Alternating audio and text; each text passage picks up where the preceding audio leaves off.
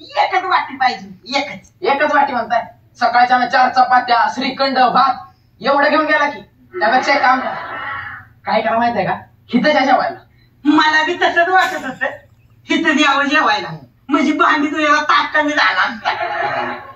हा बा हिला विचारतो, तुम्ही कसे वाटे घाबरट, बित्रे, लंपट काय झालं की हिला विचारतो.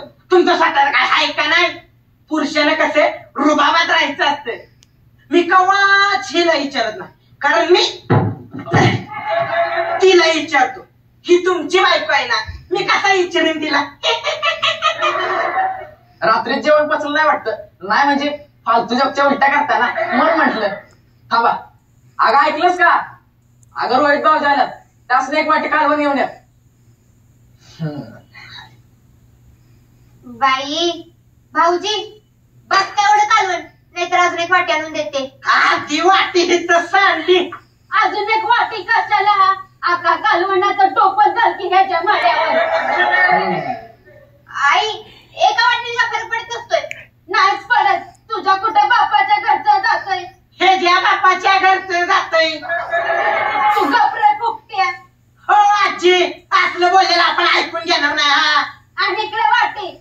अहो तुम्ही वडीलधाऱ्या, आता आपल्या आई बापाने बोललं तर काय वाईट वाटून घेत असते. येतो माघारी, काय कमी पडले येतो.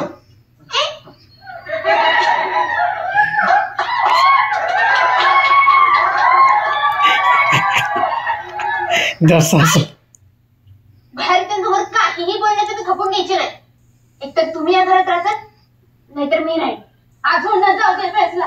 पोरा तू सांग, तुला आई पाहिजे का बायको पाहिजे? आणि तुला तर माहितीये, पोरा नाहीचं काळीच मागितलं तर ती द्यायला मागं पुढं बघत नाही. आणि बायको घरदार सोडून कुणासाठी येते? माझा पोरगा आहे, माझा नवरा आहे, माझं पोरगा. खरं तर पोरासाठी दोघी बी महत्वाचे असतात. आईने त्याला जन्म दिलेला असतोय, लहानपणापासून जपलेला असतंय, पण त्यापेक्षा महत्वाचं पोरीचं आईबाप असतं. ते तिला लहानपणापासून जपतात, तिची काळजी करतात, आणि मग काही वर्षानंतर एका मोठ्या जबाबदारीनं दुसऱ्याच्या हवाले करतात. मग तिची काळजी, तिचं मन आपण जपायला नको का?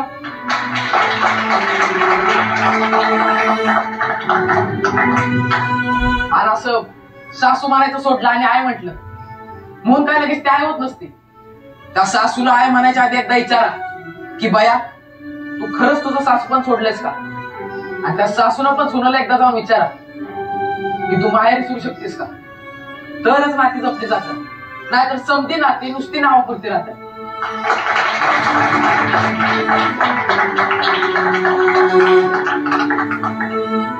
पुन्हा अशी चूक कवच व्हायची नाही. मी सगळ्यांनी आपलं मानेन. मी भीतीला आपलं मानेन. वा वा छान. आय हा देऊ का ग? हो या की. अगं ते आम्ही 8 दिवस सुट्टीसाठी आलेलो. चालतंय ना वहिनी? मागच्या सारखा त्रास नाही ना व्हायचा?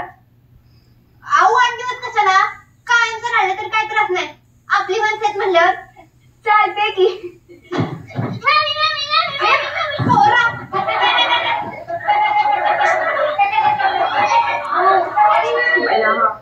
मला वाटलं तुम्ही सुधारला असाल, पण काय जित्याची खोड मेल्याशिवाय जात नाही. आणि कुत्र्याची फूट नळीत घातली तरी वाकडीची वाकडीच. सासू आणि सुना नाही कवाच एकत्र येणार नाही. तेव्हा मीच जातोय की.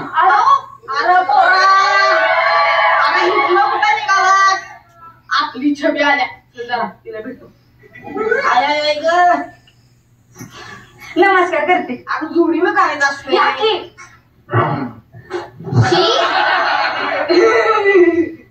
अगं काय जरा वाईस मटाण खाल्लेलं गजरत नाही.